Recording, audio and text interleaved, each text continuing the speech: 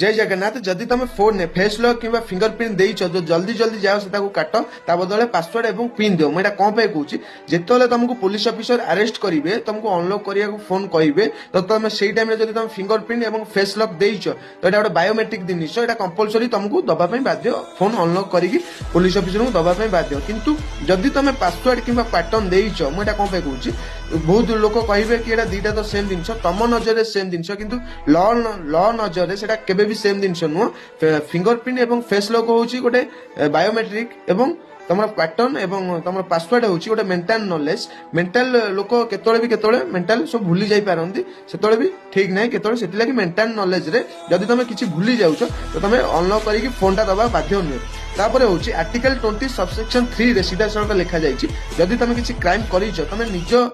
ये केबे भी प्रूफ क्या कलेक्ट करने पार ना जदि एमती लीगल अवेयरनेस तुमको भल लगी मतलब फॉलो करेंगे and like share comment sure करेंगे जय जगन्नाथ।